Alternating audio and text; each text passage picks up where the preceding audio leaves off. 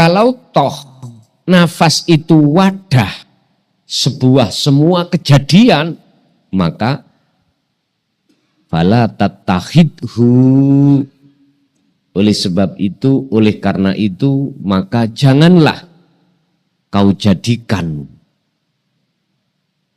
hu ing nafas menjadikan maksiatan itu maksiat.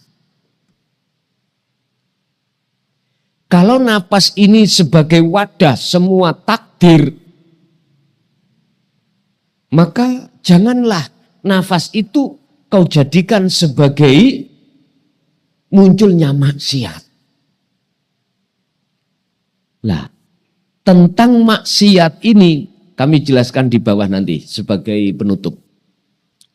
Pertama, janganlah nafas ini jenengan jadikan sebagai takdir maksiat, jangan. Caranya bagaimana? Nanti. Yang kedua, wa amalan, lan janganlah kau jadikan nafas ini sebagai amalan perbuatan la'anahu kang nglaknati hu ing ati hu ing roh tadi sapa Allahu Ta'ala, Gusti Allah Ta'ala. Caranya bagaimana? Ini yang terpenting. Biar tidak jadi maksiat, biar tidak menjadi satu perbuatan yang Allah laknat.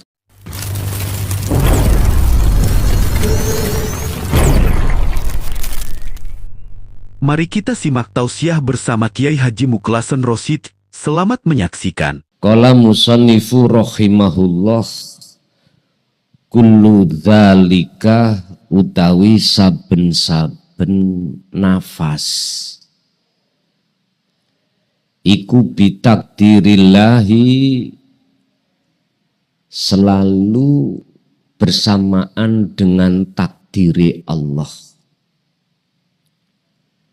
Setiap napas ini Bapak Ibu itu juga bersamaan dengan takdir. Tergantung nafas jenengan, nafas kita yang kita setiap hari kita menghirup itu ditempati taat, apa ditempati maksiat, apakah ditempati balak, ditempati nikmat. Ada 4 waktu takdir itu yang selalu bersemayam di dalam napas. Jadi napas kita keluar masuk niku membawa takdir. Membawa takdir maksudnya di situ. Tergantung takdir ini nanti berupa yang mana. Tapi sebelum munculnya takdir itu ada qadha. Lah qadhanya itu di dalam hati yang kami sebut sebagai keinginan.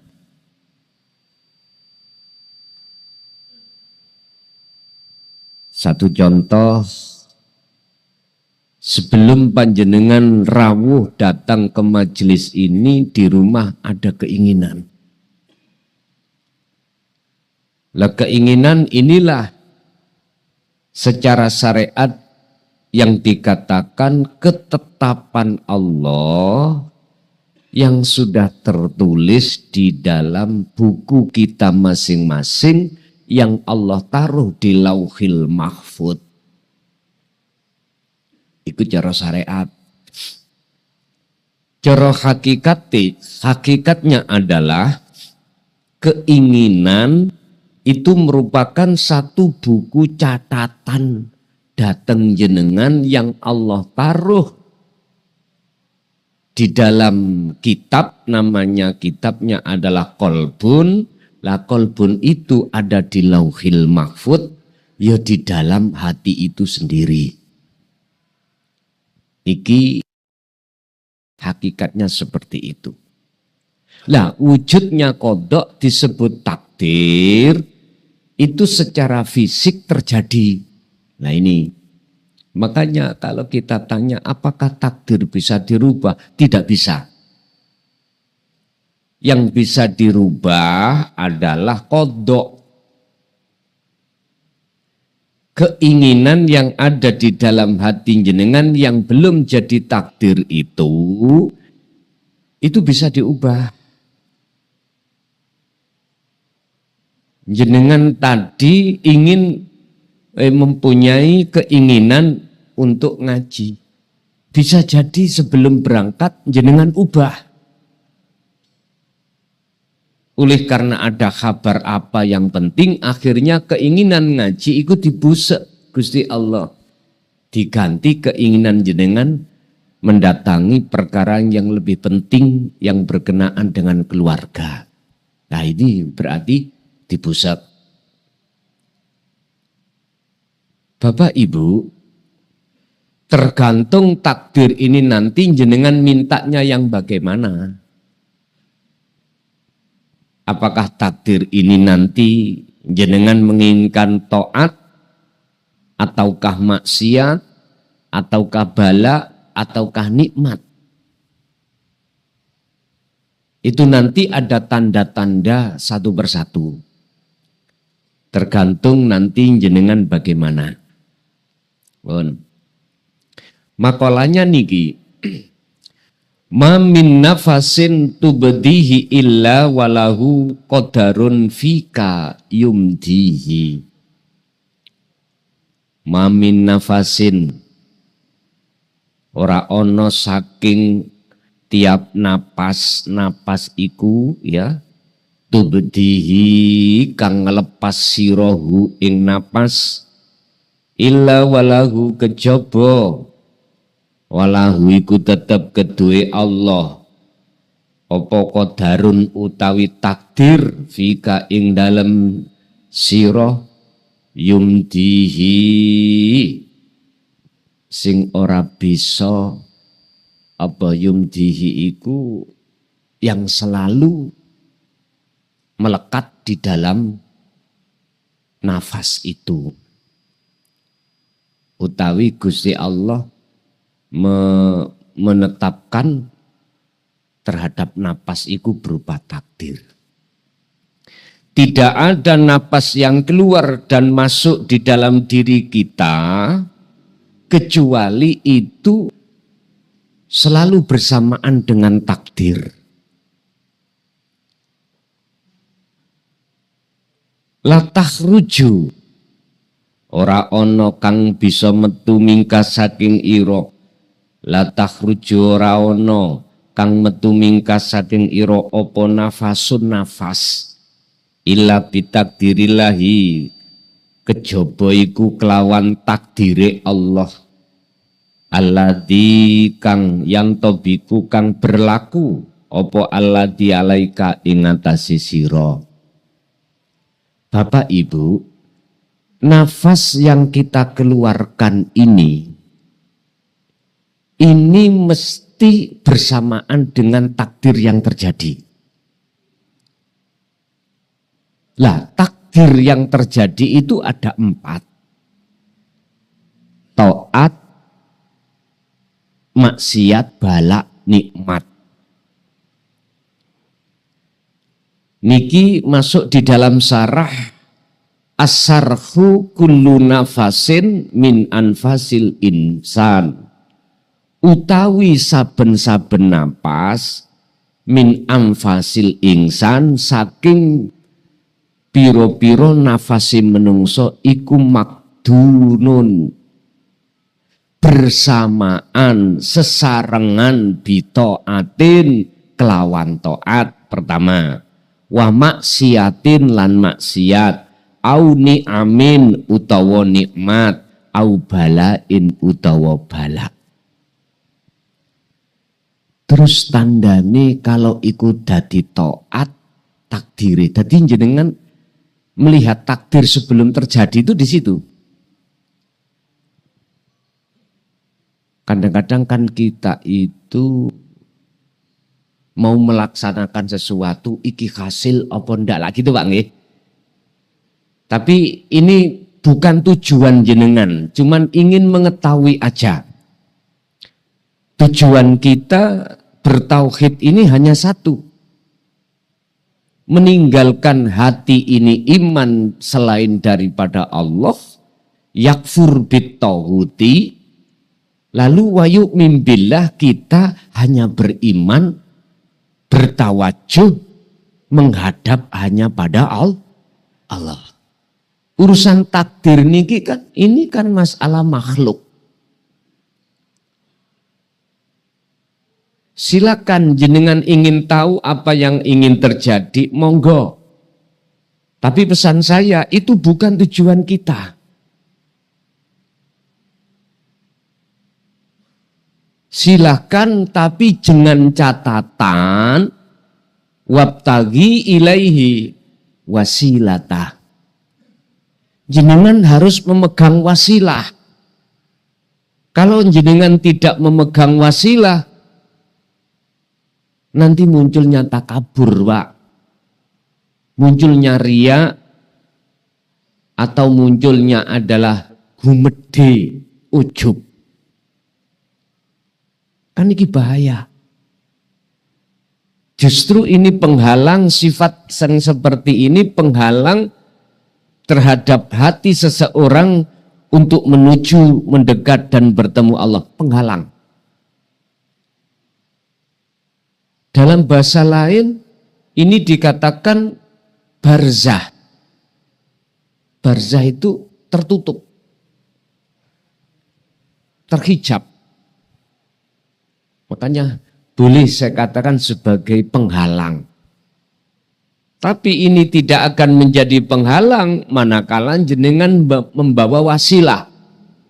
Wasilah itu penyambung antara ruh sampean, hati jenengan dengan Allah. Lah, apa yang kami maksud wasilah ini? Zikir. Wabtahu ilaihil wasilata wajahidu fi sabilihi.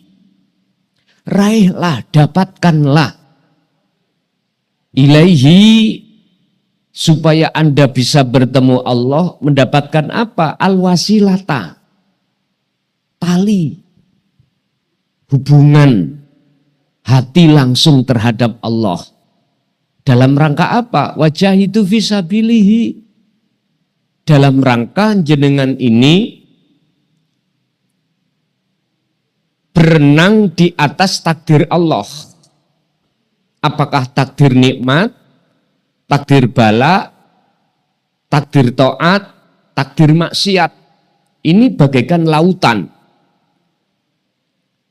Anda tidak akan terpengaruh dengan 4 hal ini, 4 waktu ini atau 4 makhluk ini, manakala jenengan ini bawa wasilah. Kalau saya ibaratkan jenengan ketika saat berenang di lautan, itu kalau jenengan bawa wasilah, bawa kapal, aman, Pak. Kalau kita nggak bawa kapal, mohon maaf lah, Pak. Kalau di lautan itu nggak sama di sungai-sungai. Di lautan itu arusnya deras. Baik di bawah arusnya atau di atas ombak badai. Sepandai-pandai kita berenang, Pak. Yuk kalau 1 jam. Ini berhari-hari jenengan, bertahun-tahun sambil menunggu kematian. Apa mampu dan kuatkah berenang di tengah-tengah lautan seperti itu? Enggak bisa, Pak. Kita harus bawa kapal. Dan kapal ini ya relatif, ada yang kapalnya agak besar, agak kecil, sedengan. Tergantung jenengan numpang kapal apa. Kalau kapal kecil yang disebut perahu, saya yakin gampang, tapi lumayan daripada tidak membawa perahu. Bapak Ibu hadirin rahimakumullah. Bagaimana kita akan bisa lolos dari halangan-halangan 4 waktu ini sehingga hati kita bisa sampai pada Allah? Wasilah, wasilah inilah Pak yang kami maksud zikir. Muhammad wadhkur isma rabbika bukratan wa asila. Ini ayat ini khusus seakan-akan itu hanya untuk Kanjeng Nabi. Tapi aslinya ya untuk kita. Bahkan ada ayat yang bersifat umum. Allah menyebut amanu tentang zikir. Ya ayyuhalladzina amanu dzkurullaha dzikron katsiran. Wahai orang-orang yang beriman, ingatlah kau pada Allah dengan sebenar-benarnya ingat dan sebanyak-banyaknya ingat. Artinya kapal iki Pak, kalau bisa sing besar. Biar tidak mudah tenggelam atau jatuh ketika saat ombak besar atau badai. Maksudnya di situ. Berarti dzikir jenengan kali kula ini Pak Bu, jangan pernah ditinggalkan. Artinya jangan pernah ada niat untuk meninggalkan zikir. Zikir yang kami maksud di sini adalah kesadaran dalam hati bahwasanya kita manusia itu tidak bisa apa-apa. Lah munculnya bisanya apa-apa itu bersumber dari Allahnya. Siapa yang hatinya sudah ada kesadaran ini, maka inilah orang yang disebut orang yang sudah membawa wasilah. Mohon maaf, tidak mudah Pak kita itu ketika saat mendapatkan balak, terus hati kita bisa sambung klik pada Allah, gak mudah. Butuh proses. Tapi bagi hati Anda yang sudah terbiasa untuk melantungkan zikir, inilah yang kami sebut sebagai zikir sirul asrar niku di situ. Maka khusus bagi Anda yang langsung ketika saat di antara 4 waktu itu datang jenengan tidak akan bisa terpengaruh dengan 4 waktu itu. Niki tergantung kita nanti bagaimana. Lah, cara untuk mengetahui takdir yang akan kita lakukan itu apakah bentuk nikmat ataukah balak, ataukah taat, atau maksiat, jenengan harus melihat nur makrifat dalam hati jenengan. Artinya apa? Nur makrifat itu Allah akan nyalakan dan panjenengan lihat seiring berjalannya hati ini selalu berzikir. Titik ada di situ. Sebab karena nur makrifat inilah nanti akan membimbing hati jenengan untuk mengetahui napas yang keluar ini nanti berbentuk taat atau maksiat, berbentuk balak atau nikmat, ada di sini. Makanya kita butuh biriyadati wal azkar, butuh prihatin. Berbentuk mana prihatin? Menjaga hati ini dari godaan-godaan nafsu yang setiap saat datang silih berganti terhadap kita. Dengan cara apa kita menjaga itu? Hanya berzikir. Kuncinya ada di situ. Jenengan biar tidak mudah terpengaruh dengan nafsu, zikir.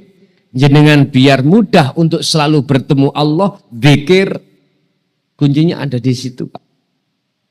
Langeten iki nggih sampean taskhehkan, sampean tanyakan terhadap masyayikh yang lain yang lebih ngalim, lebih makrifatnya lebih kuat, sampean tanglet. Jangan cukup aku percaya iki.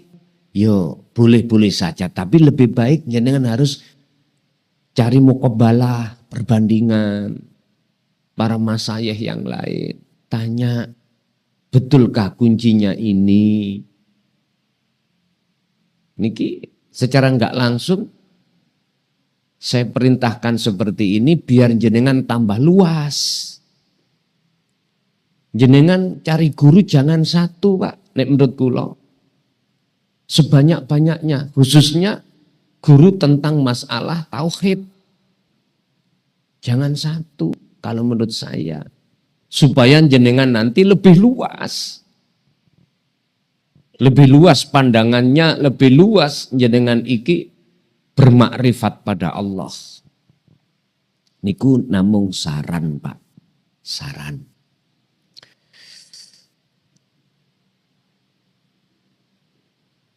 Yakni anan nafasi sak temene nafas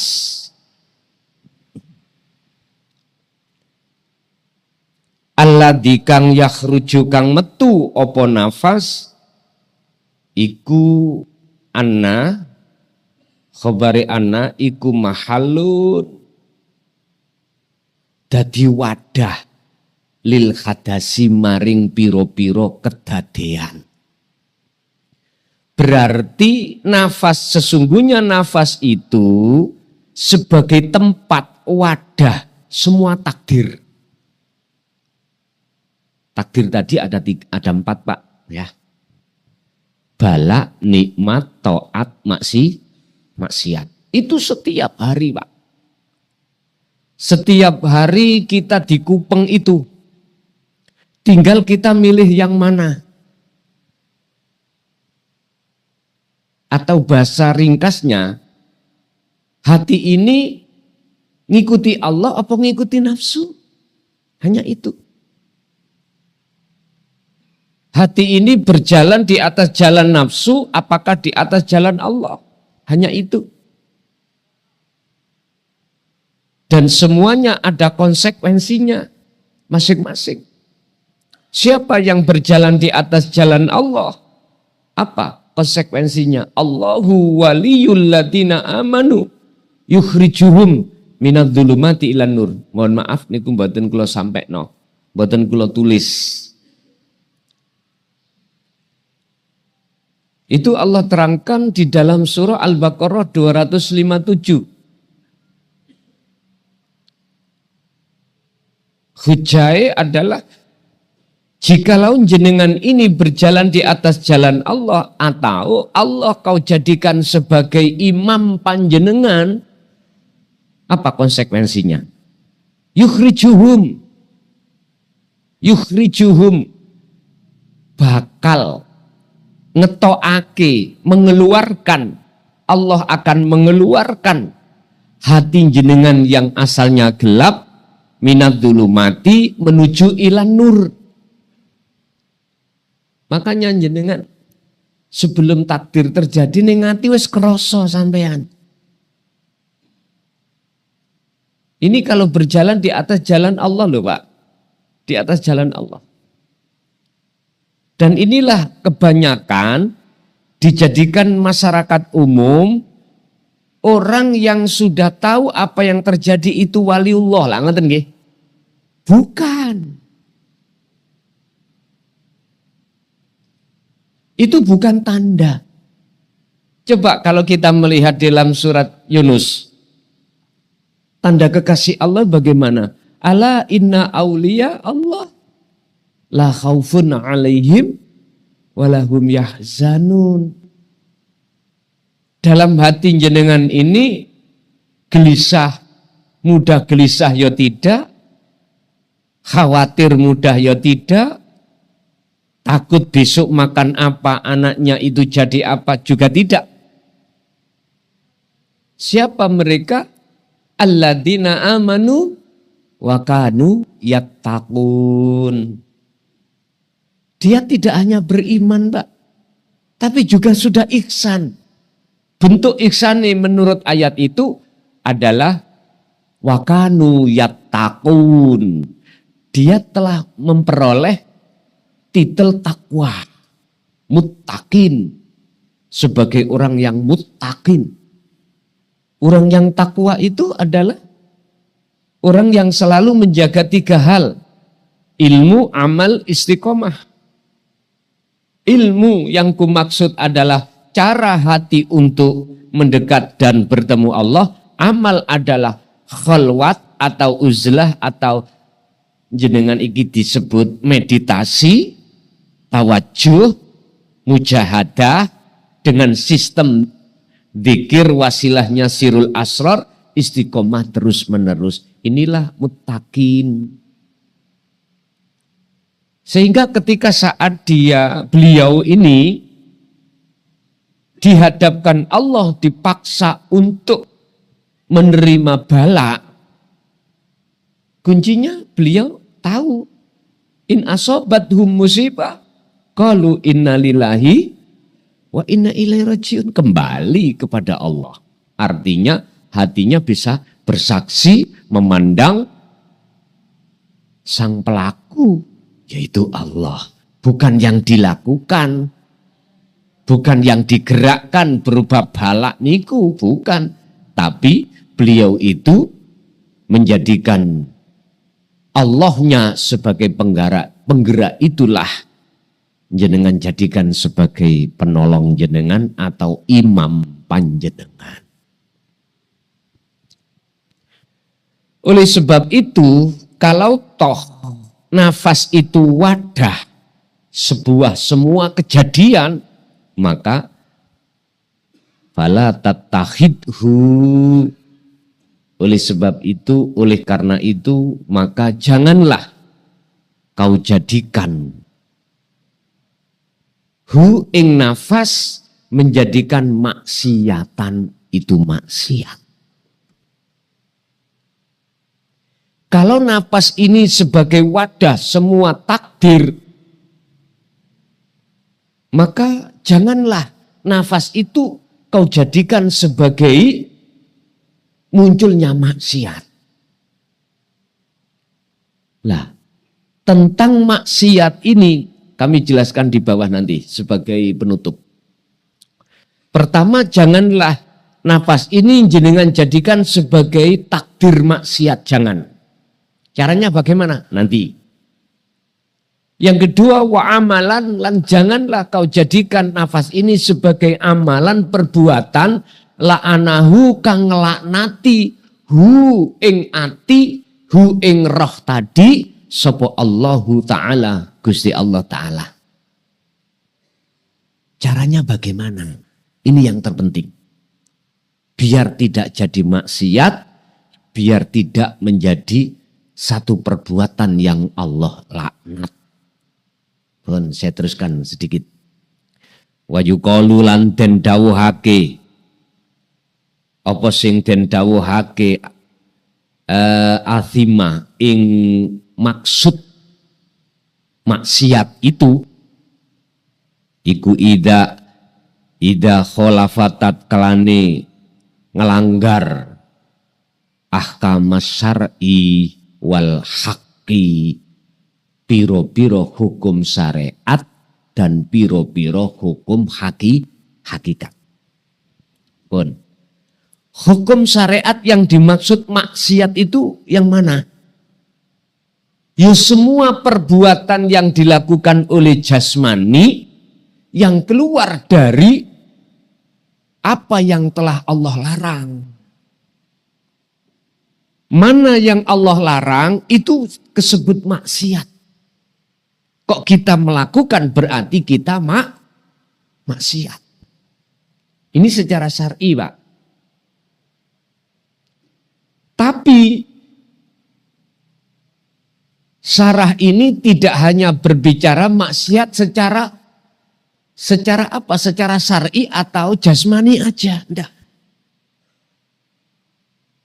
Ahkam syar'i wal haqqi kaki. Jadi di sini ada maksiat dua, Pak. Bahkan tentang maksiat hati itu Rasulullah melalui hadisnya hubbud dunya khoti'atun kabiratun.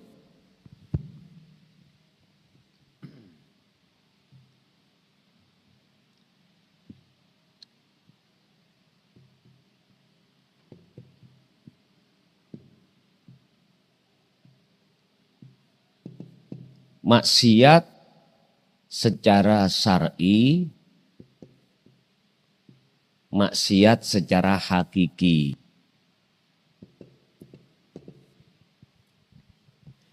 Ini yang berhubungan dengan jasmani, jasad, ini berhubungan dengan rohani atau ruh.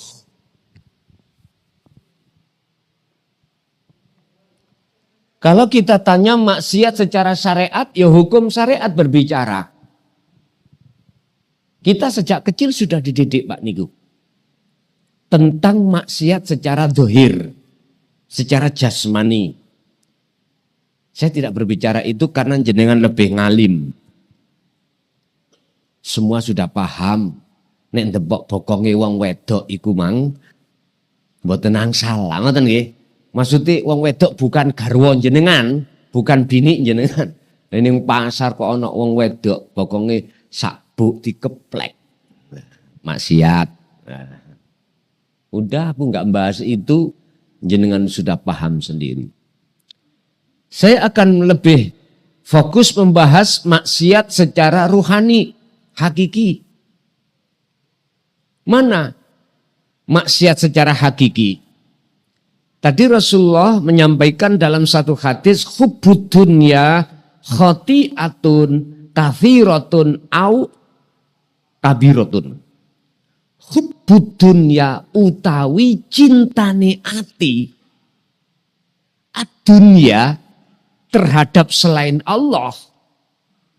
Selain Allah itu berarti urip, Pak. Selain Allah maksudnya nggih, kesenangan apa kehidupan duniawiyah ini. Ati bukan jasmani. Iku khoti'atun, satu kesalahan. Kabiratun kang besar. Bahasa Quran dalam surat Luqman, Allah mengatakan, ya bunayya la tusyrik billah. Inna syirka la zulmun adim. Ini disebut syirik, Pak. Maksiat ati itu disebut syirik. Ini maksiat ati ketika saat kita masih di dalam posisi tarbiyah, ibtidaiyah, aliyah, sanawiyah, aliyah, tidak dijelaskan. Karena memang proses kita masih di proses tarbiyah. Tarbiyah secara jasmani. Lagi risalah Rasulullah harus memang kita pelajari itu. Ada dua risalah Rasulullah. Ya dah. Syar'iyah, hakikiyah. Hakikiyah yang disebut sebagai risalatut tauhidiyah. Ini. Hujahnya di Quran semuanya. Sedangkan di zona ini, Pak, mengapa tidak dijelaskan ketika saat kita di ibtidak sanawi aliyah? Karena memang masa sampean kali kula masih masa perkembangan untuk mendidik jasmani biar berakhlakul karimah di jalur istimaiyah. Itulah hablum minan nas. Makanya santri dididik piye akhlaki sesama santri. Anak dengan bapak, santri dengan guru, dengan kiainya bagaimana. Dididik itu. Ini sudah. Makanya jenengan jangan heran mengapa ini tidak dibahasnya di sini. Karena zona tempatnya. Nyun sewu. Laksana pasar, Pak. Pasar ini nonton kelompok-kelompok. Ada kelompok jualan ikan. Ada kelompok jualan minyak wangi, ada kelompok jualan kitab, jualan bla bla bla bla. Pasar sing bener niku, tata kelolanya itu kudu pisah-pisah. Jualan minyak wangi di tengah-tengah jualan ikan. Yo gak payu Pak, ambune amis terus. Betul sakit. Gitu loh. Pun, niki memang apa sih? Tata kelola. Hakikiyah. Tentang maksiat secara hakikiyah itu jatuhnya di hati, di ruh, bukan di jasad.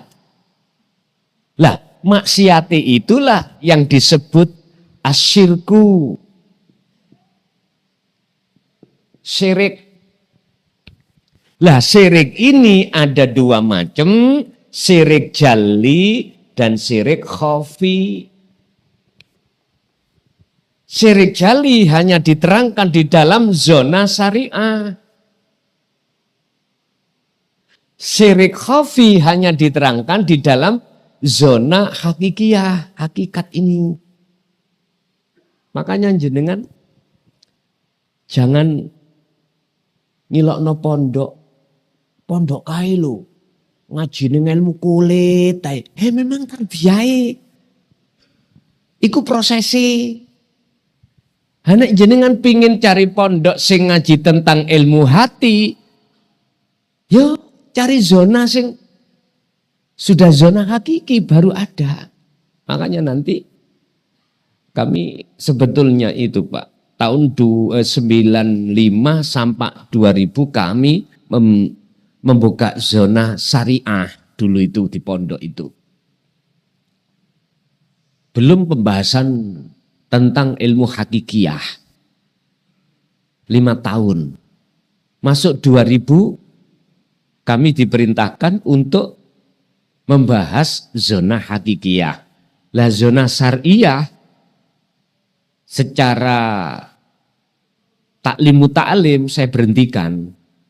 Lah pada saat itu santri-santri saya suruh untuk keluar. Sana tutukan.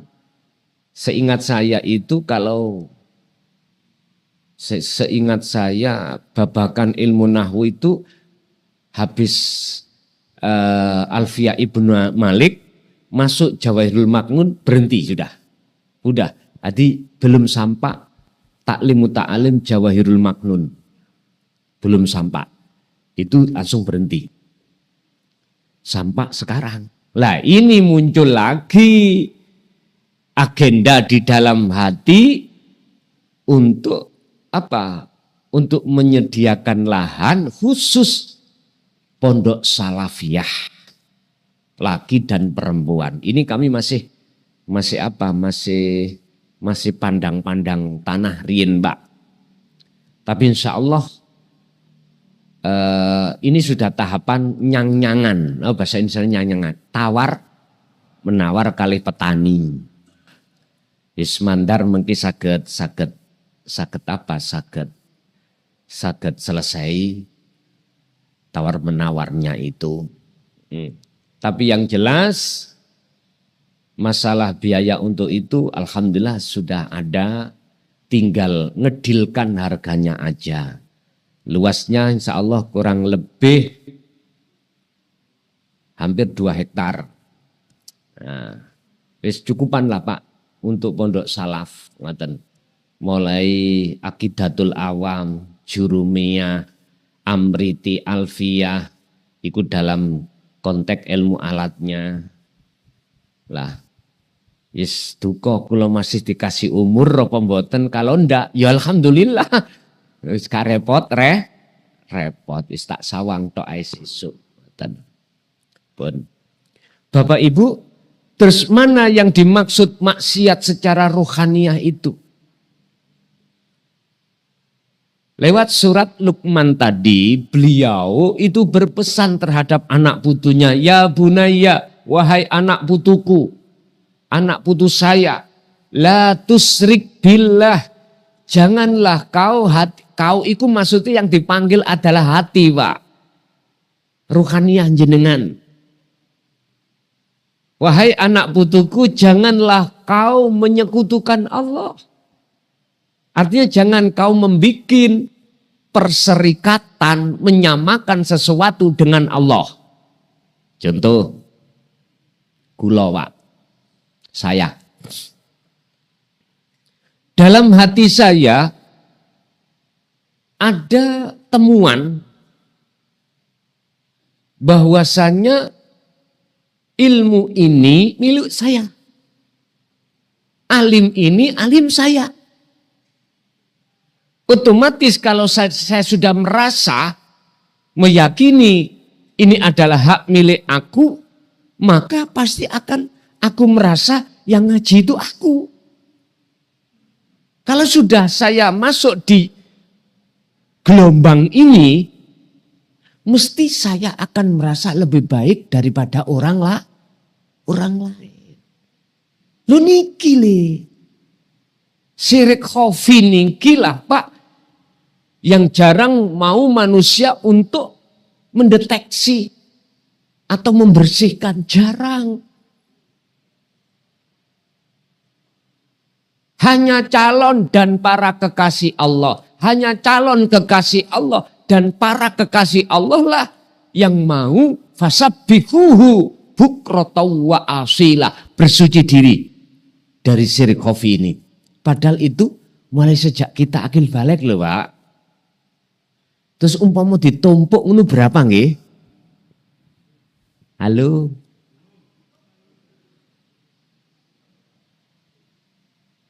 Tapi jenengan jangan khawatir. Besar kaya apa dosa syirik jenengan, apalagi dosa jasmani molimo. Jikalau yang turun rahmati Allah, bagi Allah cewilik Pak. Coba kita lihat dalam surat Ali Imran ayat 31 bagaimana. Sederhana kalau kita satu sekilas melihat artinya ayat itu. Kul in kuntum tuhibbunallaha fattabi'uni. Gitu.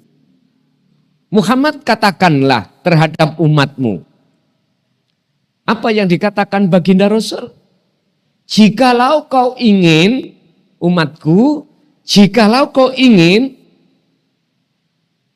belajar mencintai Allah, ikut aku. Menurut ayat itu sederhana sekali. Cuman pertanyaannya, ikuti Rasulullah yang bagaimana? Apa cukup hanya di jalur syariatnya saja? Saya menjawab gak cukup Pak. Karena kita manusia itu tidak hanya terdiri hanya jasmani, tapi juga rohani. Disebut insan, manusia, bashar. Itu tidak hanya jasmani, akan tetapi juga rohani. Padahal di dalam rohani masih ada 3. Akal, ruh, nafsu. Bapak Ibu, kalau boleh saya katakan, mengikuti Kanjeng Nabi itu tidak cukup di dalam hukum syariatnya saja, tapi hukum hakikat. Risalah apa yang Rasulullah sampaikan Bapak Ibu, yang paling dibenci oleh umat, yang paling dibenci. Pada saat itu yang terkenal dengan sebutan kafir Quraisy, itu risalah yang beliau mengajak hati tinggalkan kemewahan dunia. Itulah dinut tauhid, dinul haq. Di situ. Enggak boleh kita berbangga diri karena ilmu. Enggak boleh kita merasa lebih baik karena alim itu terhadap orang lain. Enggak boleh. Ini maksiat. Maksiatnya hati. Dan orang lain tidak tahu. Yang tahu kita, yang merasa kita. Kalau toh itu termasuk maksiatnya hati kepada Allah yang kami sebut sebagai syirik khafi, Dari sisa umur kita tinggal berapa tahun kita tidak tahu, kapan sadarnya ini? Sementara satu sisi kita ditunggu kematian.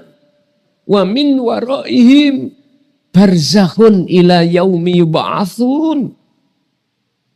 Bagaimana Allah menyebutkan dalam surah Al-Isra ayat 72. Barang siapa saat di dunia hatinya masih buta terhadap Tuhannya karena selalu berbuat syirik, selalu membangga-banggakan selain Allah di dalam dirinya,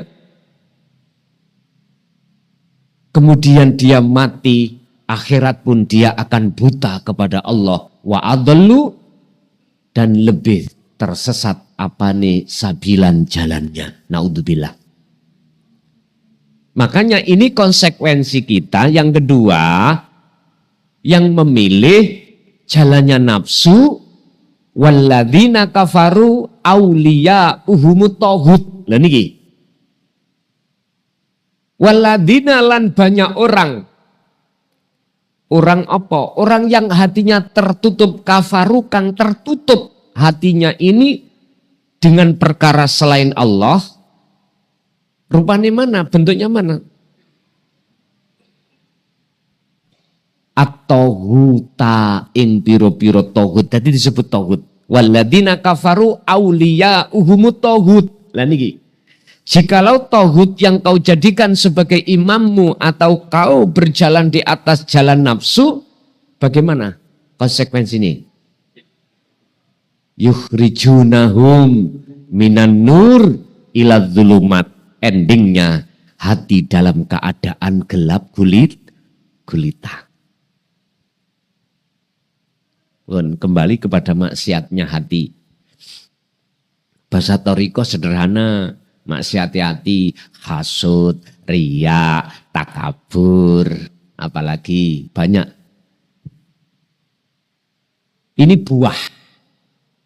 Buah dari satu pohon, yang pohon itu kami sebut sebagai pohon basariah. Ini kami jelaskan pohon basariah itu di kitab awal jilid pertama, Pak. Kami sudah menyelesaikan ngarang kitab ini sudah 3 jilid di dalam kitab awal. 3 jilid, cuman yang masih kami cetak hanya 1, jilid 1 dan 2. Jilid 3 masih dalam penafsiran, Pak. Saya masih butuh taskhih terhadap para masyayikh. Nanti habis ditaskhih barulah kami akan bawa ke Jakarta untuk mendapatkan izin seperti kitab awal di jilid 1 dan 2 itu, Pak. Aku nggak mau kitab ini hanya dimiliki kalangan kita sendiri, nggak mau. Aku pingin kitab ini sampai di kalangan umum. Sebab dalam kitab itu bisa diterima oleh golongan kita yang ada di syariat saja ataupun sudah di thariqah. Bisa. Dan jujur mawon, biar nggak ada yang ingin bermain dalam pentasarufan kitab. Itu kitab awal dulu jilid 1, cetakan pertama itu kami kasihkan 100.000. Kami sempat ditegur, Pak. Ditegur oleh teman-teman ahli tasawuf. Gus, itu karya. Biasanya kita itu menjual itu 400, 300. Jenengan kok mek 100. Kalau mboten promosi lho, Pak ya. Engko ngene dikira promosi. Enggak, saya bertujuan supaya bisa dijangkau kalangan menengah ke bawah. Lah berhubung ada pemohon setelah habis 5.000 kitab itu, ada yang mohon lagi supaya direvisi. Ada yang agak kurang, Pak. Apa? Dulu itu yang jilid pertama, pengeluaran pertama itu kalau hujahnya itu saya suruh cari sendiri. Di situ saya terangkan Qur'annya surat Al-Baqarah ayatnya misalnya 5, biar jenengan buka Quran ngoten karepin dhisik. Terus diprotes, Pak. Dikei saran, Kami itu sudah tua-tua Gus. Tolong sekalian ditulis ayate Quran biar aku gak buka-buka Quran. Akhirnya saya revisi Pak. Kedua sudah selesai, jatuhnya harga akhirnya 150. Lah ngeten lho. Wis niku harga di pondok. Kami tidak ikut campur di situ, sing nangani nggih admin pondok. Jujur mawon saya tasarukan untuk membangun pondok. Dan kami tidak ada unsur bisnis. Mengapa saya harga segitu? Supaya biar kalangan menengah ke bawah itu bisa menjangkau, Pak. Sekarang zaman sekarang dengan zaman tahun 90 uang 50 itu berharga, Pak. Kalau sekarang bagaimana? 50.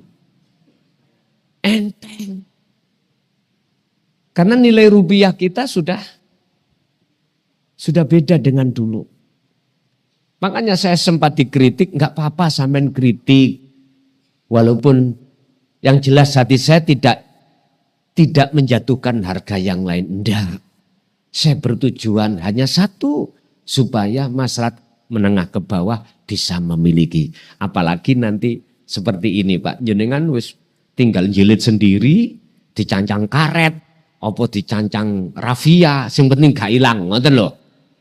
Nek zaman sekarang Pak, ya aja dicancang karet lah Pak.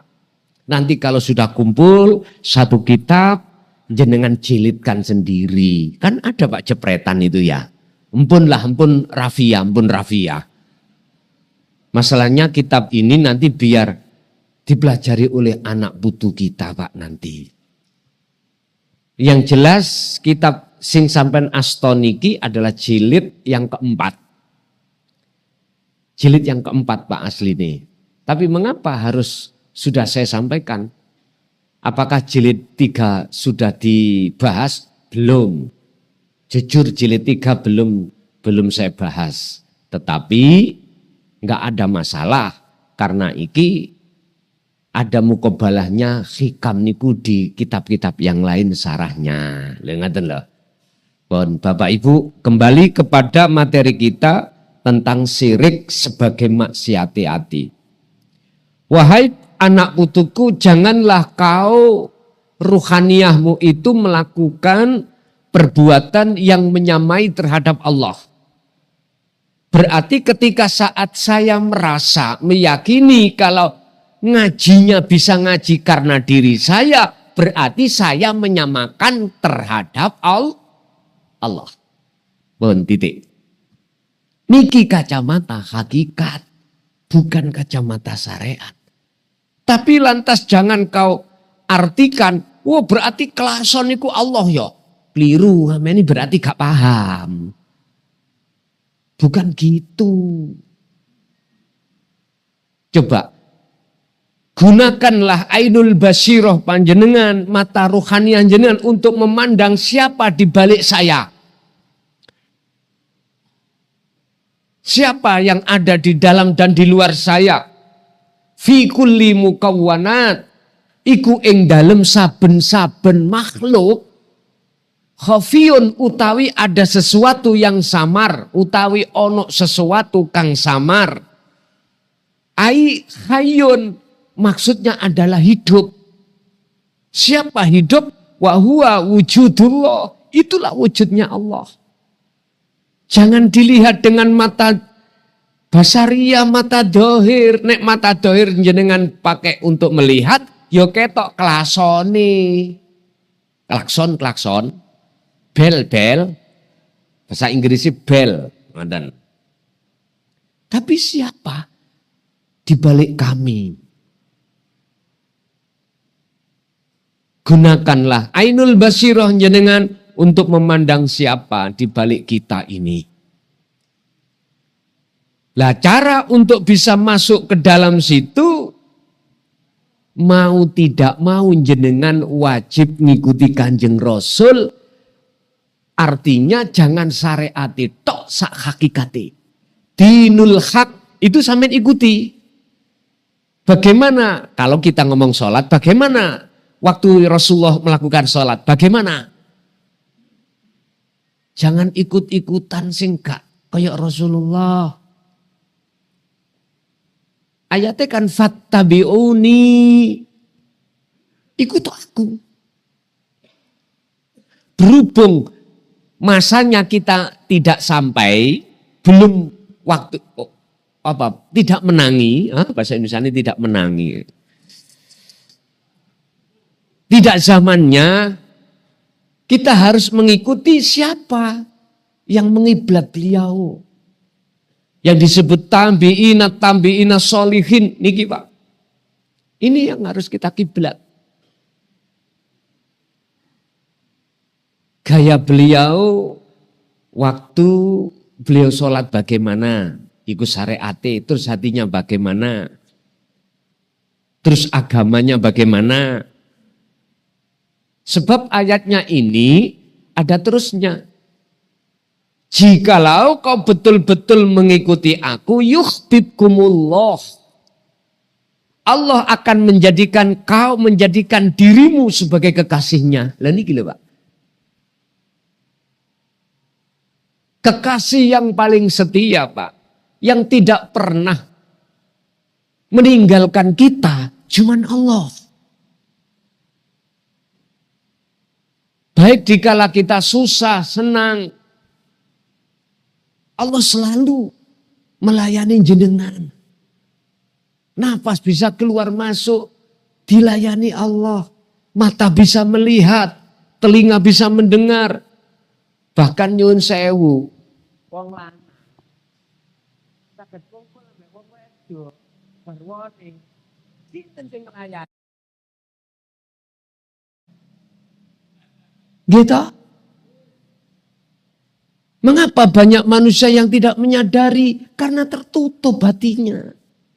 Mengapa tertutup oleh hubus syahwat? Karena kita menolak, nggak mengikuti apa yang telah Rasulullah lakukan. Sekarang pertanyaan. Apakah Rasulullah dulu juga menyampaikan hal ini? Dan apakah Rasulullah dulu itu nggak berlaku seperti ini? Oke.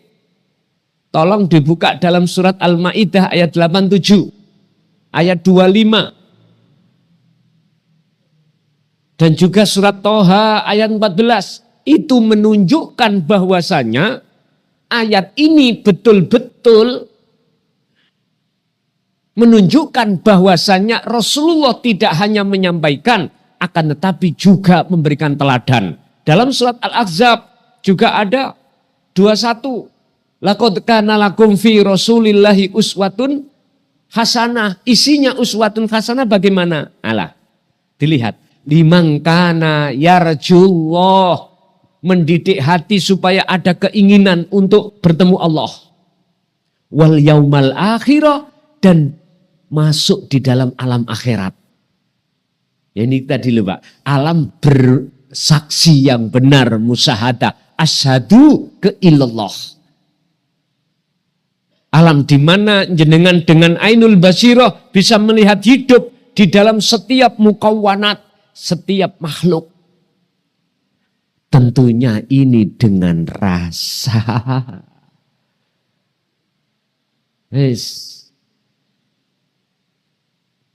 Allah katakan, wa ma arsalna min qablika mir rasulin. Muhammad, aku tidak pernah mengutus utusanku sebelummu. Iki Allah dawuh. Termasuk dirimu juga. Setiap rasul Pak, wajib mengemban dan menyampaikan sekaligus mengamalkan dan memberikan contoh terhadap umatnya masing-masing tentang apa? Innahu sak temene wahyu itu yang dimaksud la ilaha illa ana fa'budun.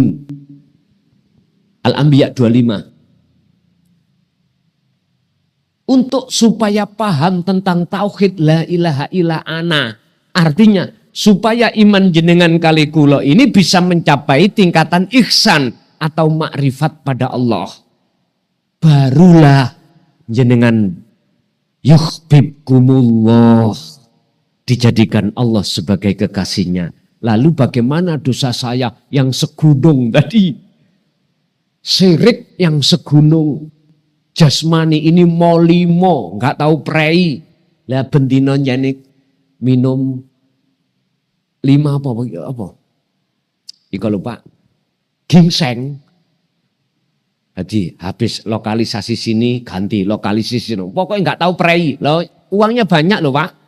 Ganti-ganti perempuan. Lah pengusaha ya. Uang ada. Apa yang tidak bisa dibeli? Cari perempuan yang model bagaimana? Apa model ayam kampus? Apa model yang agak tua dikit? Uangnya berbicara bisa. Bagaimana dosa-dosa yang seperti itu? Wa yaghfir lakum dzunubakum.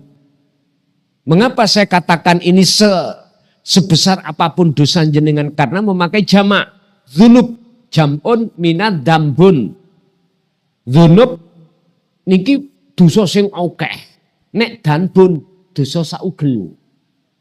Artinya dzunub itu tidak hanya dosa secara jasmani molimo, tapi dzunub di dalamnya adalah dosa syirik. Mulai kita akil balik, merasa dan merasa sampai kita umur berapa ini. Semuanya itu Allah ampuni karena rahmat yang turun. Tapi jikalau yang turun itu adalah sifat adile Allah. Mboten enten Pak, penghuni surga itu mboten enten. Semuanya penghuni neraka.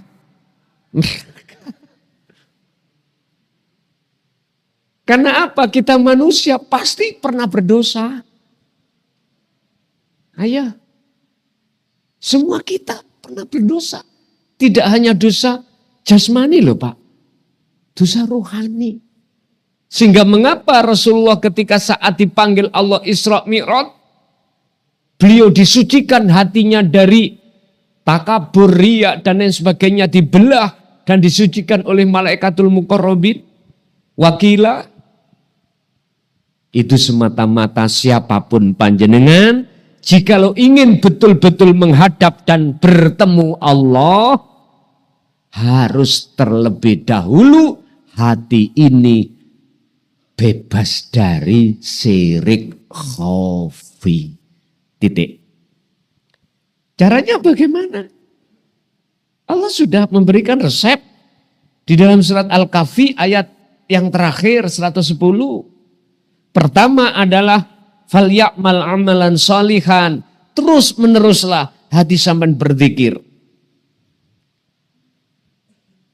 Dan terus menerusnya itu tanpa batas. Ya ayyuhalladzina amanu dzkurullaha qiyaman wa qu'udan wa ala junubihim. Oke, jenengan berzikir enggak bisa dengan berdiri, dengan duduk. Duduk enggak bisa dengan berbaring. Artine nopo? Sampean iki waktu kerja berdiri enggak bisa ada waktu untuk zikir hati. Oke.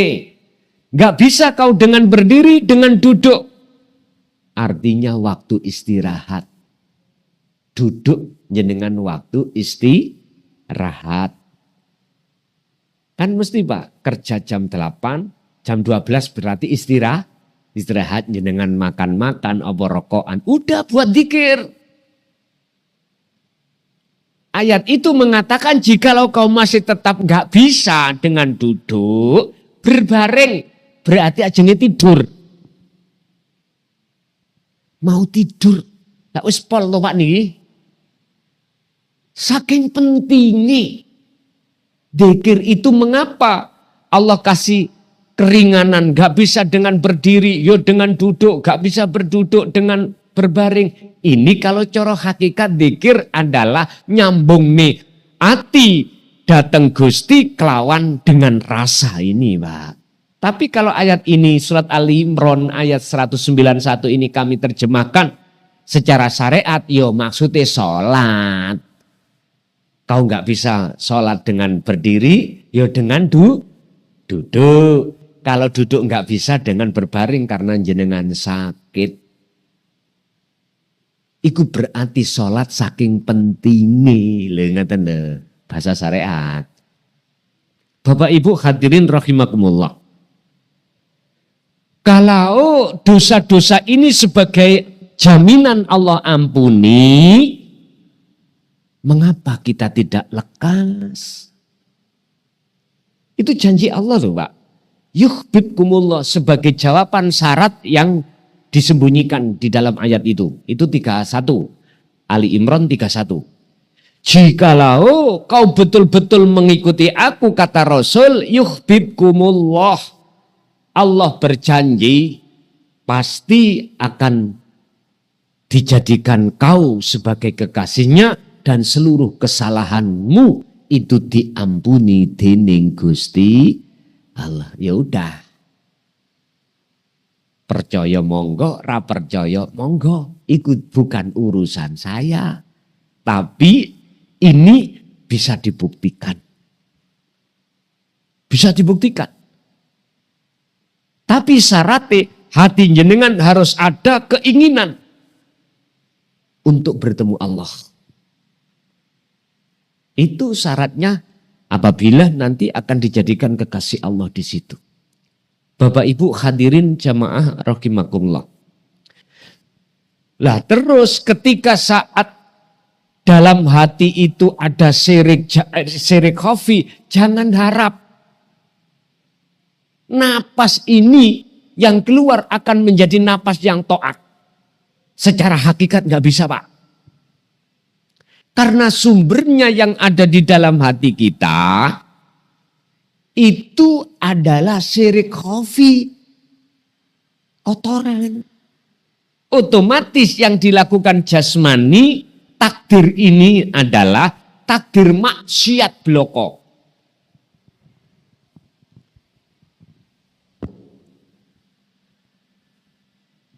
Taat, maksiat, 4 tadi loh Pak nggih. Terus nikmat, terus balak. 4 ini Pak, secara hakikat itu dikelompokkan menjadi 2. Apa? Taat ing mungguh Gusti Allah itu adalah ketika jasad sampai ikut taat secara syariat atau maksiat secara syariat, sing dereng nyambung, dereng paham pun dipeksa.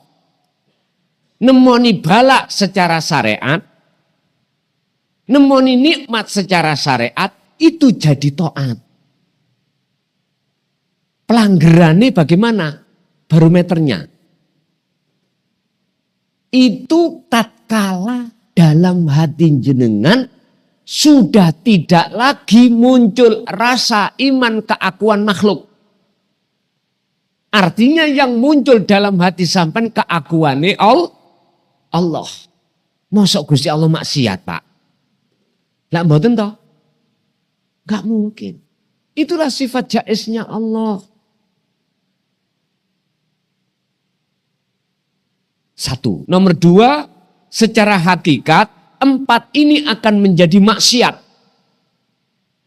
Tandanya bagaimana? Ketika saat berlakunya 4 hal ini, hati kita memandang makhluknya atau muncul rasa ini keakuan makhluk yang melakukan. Inilah maksiat. Makanya jenengan sholat di mata Allah bisa menjadi maksiat. Bisa menjadi taat. Hati maksudnya. Dohir kita Pak, sholat. Sholat niku kan taat. Nggih. Taat secara syariat taat. Tapi belum tentu ruhaniah sampai juga taat. Tandanya bagaimana? Waktu sholat jasmani ini, ruhaniah tidak wassolatil wusta. Padahal ayatnya hafidu ala sholawah juga wassolatil wusta. Antara as-sholawah dengan wusta niki mboten nenten huruf yang memisah, nggak ada.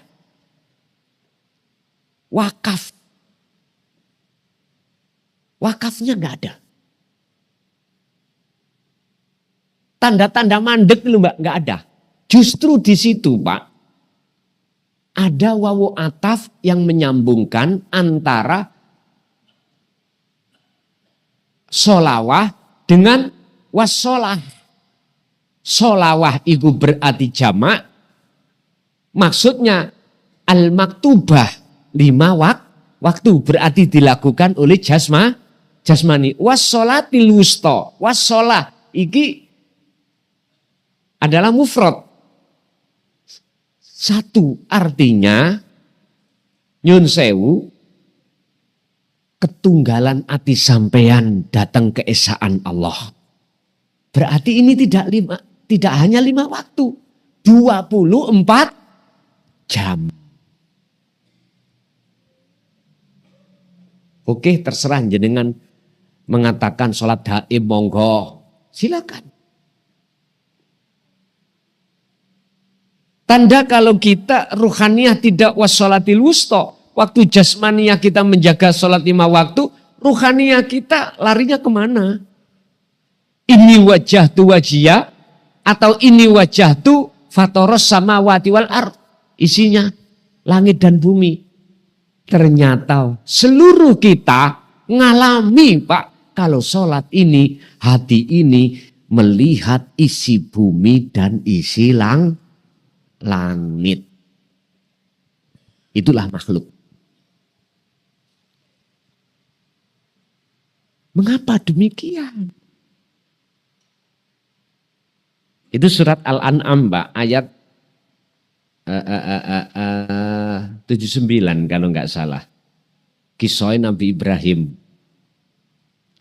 Dikatakan wama ana minal musyrikin. Saya sudah tidak lagi menyekutukan Allah. Manakala ayat yang pertama ini wajah tu wajiyah.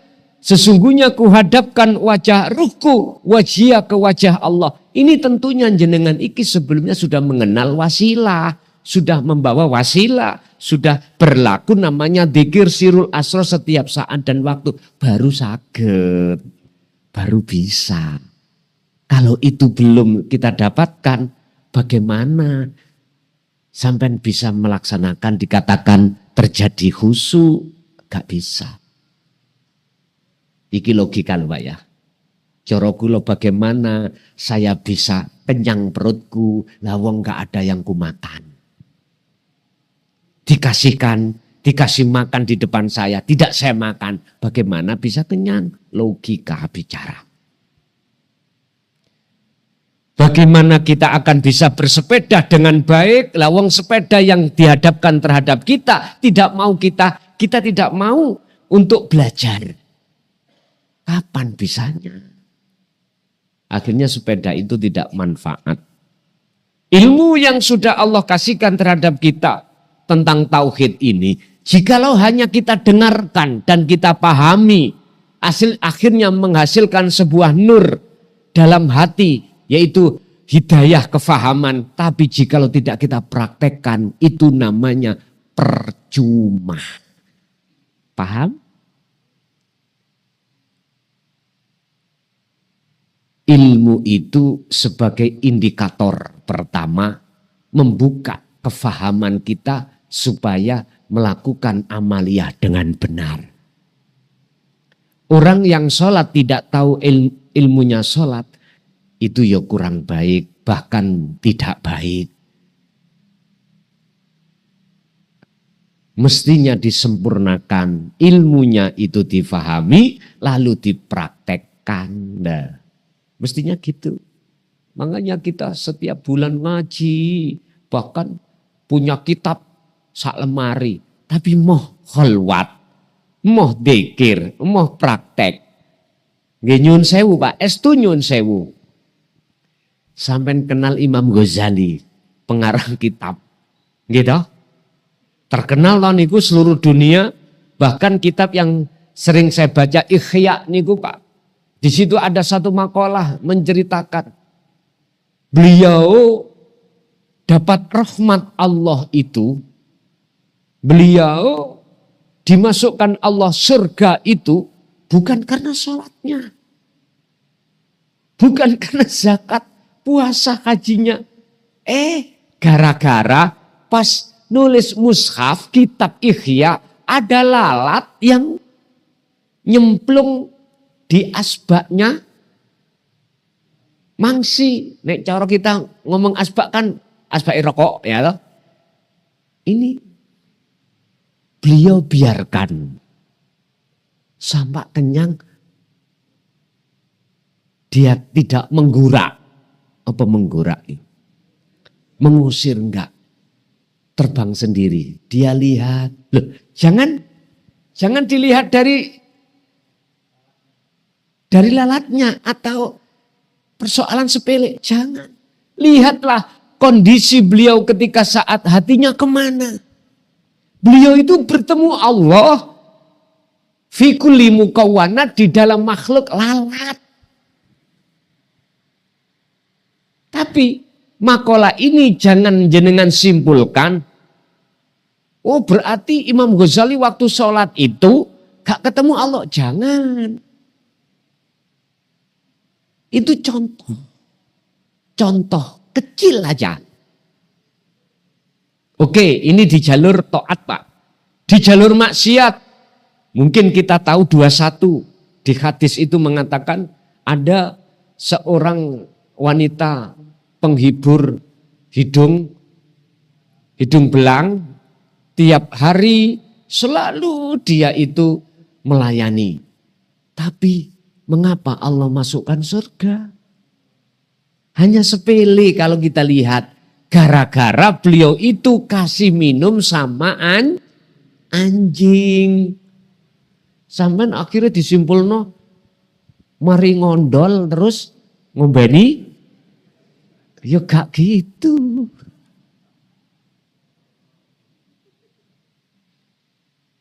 Mohon maaf Kak. Wong Surabaya kasar-kasar. Bahasane. Jadi dulur kula sing wonten Madura niku katut pisan kuliah.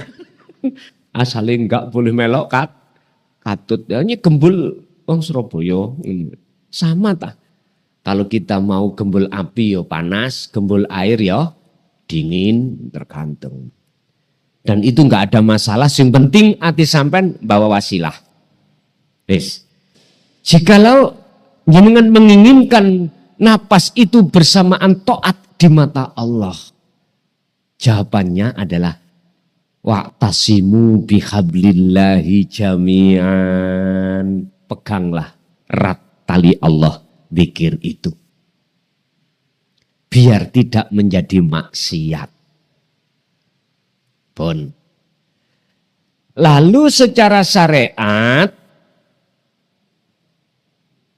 pemahaman dari sisi mana nafas itu dijadikan sebagai tempat atau wadah kumpulnya semua takdir. Bapak Ibu niki bahasanya boleh mukasafah, nggak apa-apa. Mboten napa-napa. Ini berkenaan dengan apa yang kukatakan di awal tadi. Jikalau jenengan hanya sekedar ingin tahu apa yang akan terjadi, koreksi napas. Coba. Itu jikalau tidak ada nur yang ada dalam hati sampean tidak akan pernah tahu. Lah cahaya makrifat yang Allah nyalakan itu alasannya sebab kita terus menerus berzikir. Udah. Nanti di situ jenengan akan bisa mengendalikan seakan-akan. Dijadikan taat secara syariat bisa, walaupun itu maksiat, secara syariat, dijadikan maksiat walaupun itu taat bisa. Yang tadinya bala sampai menjadikan nikmat bisa, atau dibalik. Tergantung jenengan, seakan-akan. Seakan-akan loh niki. Artinya ngeten. Jenengan itu bisa mengendalikan. Pingin taat, mesti jadi taat. Pingin maksiat, mesti dadi maksiat. Pingin balak, mesti dadi balak. Pingin nikmat, mesti dadi nikmat. Tergantung jenengan. Caranya bagaimana? Tolong, wala tafarroku, janganlah kau lepas sesuatu yang menjadikan alasan Allah menyalakan nur makrifat dalam hati sampean. Apa itu? Zikir. Tatkala nur makrifat itu Allah nyalakan, maka apa yang manusia lain tidak tahu, jenengan tahu. Karena apa? Karena telah dibukakan oleh Allah pintu kasaf jenengan. Tapi saya ulangi, itu gak penting. Buat jenengan yang memang betul-betul merajut hubungan pada Allah. Apakah perlu itu kami kejar? Kasaf itu tergantung jenengan. Dalam makalah lain Pak, disampaikan insya Allah makalah 105 berapa gitu. Kita belum sampai di situ. Itu mengatakan bahwasannya nur di dalam diri kita ada dua. Ada nurullah, ada nur makrifat. Ada kasab suwari, ada kasab maknawi. Bagi orang-orang pelaku sisalik, sairin, pelaku perjalanan untuk mendekat dan bertemu Allah, tentang kasab suwari, nurullah ini yang membuka alam kasab itu gak penting. Gak penting. Yang terpenting adalah kasab maknawi. Berangkatnya dari cahaya nur makrifat. Nur makrifat akan menyala seiring berjalannya dzikir yang selalu kita pegang. Tapi jikalau itu nanti jenengan terus mendawamkan, mengistiqomahkan dzikir untuk bertemu Allah atau menyalakan nur makrifat, kok ya Gusti Allah buka kasaf niki, pasti tidak akan mempengaruhi jenengan. Aku yakin. Tapi jikalau jenengan iki beralih tujuan ke kasaf suwari, tak jamin siapapun kita pasti akan terpengaruh. Akhirnya jenengan susah untuk sampai menuju makrifat pada Allah. Sebab orang kalau sudah roh rasane rondo kempling, lali bojo, lali anak. Ayo ngomong enggak. Apapun kita korbankan Pak. Kadung seneng loh Pak nggih.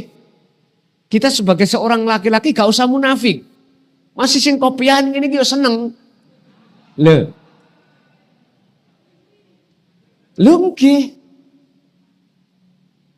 Anak lali, garwo lali. Siapapun kasih nasihat nggak masuk karena kadung mancepe rasa tresno terhadap si dia. Loh, sampai nanti tak cari. Ya Allah Pak. Oleh-oleh wae, boleh-boleh saja, tapi jangan bini orang. Ngaten nggih? Estu. Boleh-boleh saja, sing penting jangan bini orang. Tapi rondo kan bukan bininya siapa-siapa. Enggak apa-apa, lah ngoten. Tapi yo kondo ibu ese angsal napa mboten. Asal boleh atau tidak. Kalau tidak boleh, jangan nekat-nekat sampean.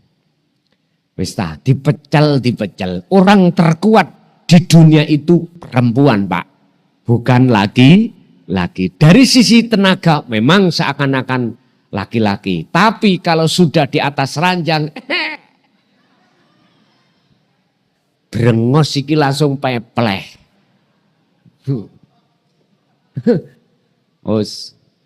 Niku contoh mawon. Artinya apa? Nafsu iki Pak, mohon maaf. Sealim apapun kita, nafsu lebih ngalim. Sepandai-pandai kita untuk mensiasati biar tidak terdorong oleh nafsu, ora iso. Enggak mampu Pak kita itu. Yang bisa mengalahkan nafsu hanyalah Allah. Lah caranya biar kita terbebaskan, minimal kita tidak mudah terpengaruh oleh godaan nafsu, larilah kepada Allah terlebih dahulu. Larilah, Anda kembalilah, wa anibu ila rabbikum, kembalilah kau pada Tuhanmu. Wa qala aidan fafirru ilallah, larilah kau kepada Allah. Setelah kau sampai pada Allah, pasti jenengan ditolong. Kesimpulannya, makalah 30 ini Bapak Ibu, napas yang ada pada diri kita tergantung. Jenengan jadikan taat maksiat monggo di mata Allah. Jikalau enggak ingin menjadikan maksiat, makalah tadi sudah kami sampaikan, fala tattakhidhu maksiatan wa amalan la'anahullahu ta'ala. Jikalau jenengan ini tidak mau terjadi takdir maksiat di mata Allah atau perbuatan yang dilaknat oleh Allah, pun taline Allah pegang. Jangan maksiat jenengan. Pegang taline Allah, yaitu dzikir sirul asrar. Itu secara hakikatnya seperti itu. Yang kedua, kesimpulannya adalah kita manusia ini tidak hanya jasmani akan tetapi rohani. Oleh sebab itu, jagalah hukum syariat, juga menjaga hukum hakikat. Oke Bapak Ibu, itu apa yang bisa kami sampaikan dalam penjabaran materi di pasal 30.